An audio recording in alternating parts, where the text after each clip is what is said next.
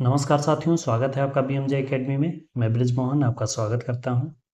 साथियों, medieval history video series के पिछले वीडियो तक हमने तुगलक वंश के सभी शासकों तथा उनसे जुड़े सभी महत्वपूर्ण तथ्यों के बारे में पढ़ा। आज के इस वीडियो में हम सल्तनत काल के अगले वंश सैयद वंश के बारे में पढ़ेंगे।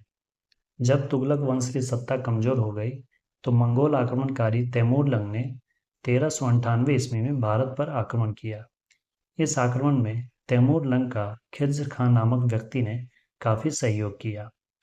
इसलिए तैमूर ने अपने जीते हुए क्षेत्रों को खिज्र खां को सौंपकर चला गया। इसी ने आगे चलकर 1414 ईस्वी में दिल्ली सल्तनत पर सैयद वंश की स्थापना की।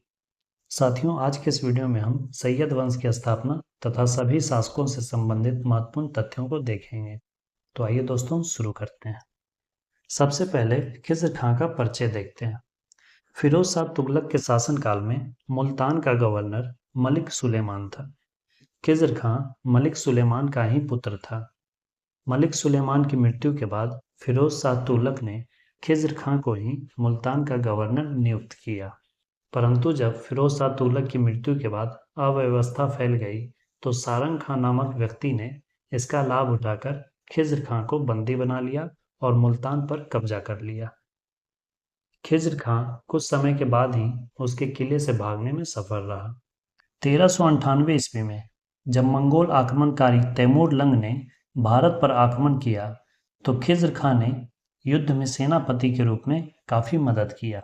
इसलिए जब तैमूर लंग वापस जाने लगा तो इसने अपने विजित क्षेत्रों मुल्तान और लाहौर के क्षेत्रों को खिज्र खां को सौंप दिया।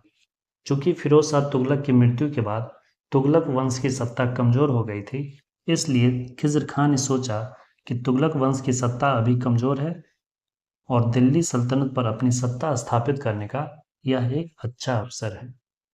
इसलिए खिज्र खां ने दिल्ली पर आक्रमण कर दिया। उस समय दौलत खां नामक एक अमीर दिल्ली सल्तनत पर अपना शासन स्थापित करने का प्रयास कर रहा था, परंतु खिज्र खां ने दौलत खां को पराजित किया और अपनी सत्ता स्थापित की। इस तरह 1414 ईस्वी में दिल्ली सल्तनत पर सैयद वंश की स्थापना हुई और खिज्र खां सैयद वंश का संस्थापक बना। 1414 ईस्वी में जब खिज्र खां सुल्तान बना, उस समय सत्ता के लिए काफी शक्तियां संघर्ष कर रही थी, जिनमें से कन्नौज, बदायूं, जौनपुर, मालवा, गुजरात इत्यादि दिल्ली से मुक्त होने के लिए आपस में संघर्ष कर रहे थे। इसलिए खिज्र खां का शासनकाल क्षत्रिय राजवंशों के उदय और चुनौतियों तथा विद्रोहों को दबाने में ही बीत गया। शासक बनने के बाद भी खिज्र खां ने सुल्तान की उपाधि धारण नहीं की थी। खिज्र खां तैमूर के पुत्र शाहरुख मिर्जा के प्रतिनिधि के रूप में ही शासन करता था। इसने रैयत-ए-आला की उपाधि धारण की थी। खिज्र खां ने सिक्कों पर तैमूर तथा उसके पुत्र शाहरुख मिर्जा का नाम अंकित करवाया। सैयद वंश के शासक स्वयं को पैगंबर के वंशज मानते थे। 1421 ईस्वी में खिज्र खां की मृत्यु हो गई, जिसके बाद उसका पुत्र मुबारक शाह दिल्ली सल्तनत की गद्दी पर बैठा। मुबारक शाह ने खुद को किसी का प्रतिनिधि न मानकर स्वतंत्र शासक समझा और सुल्तान एवं शाही की उपाधि धारण किया। मुबारक शाह एक योग्य सेनाध्यक्ष था। उसने अनेक विद्रोहों का दमन किया। मुबारक शाह ने खुतबा पढ़वाया और अपने नाम के सिक्के चलवाए।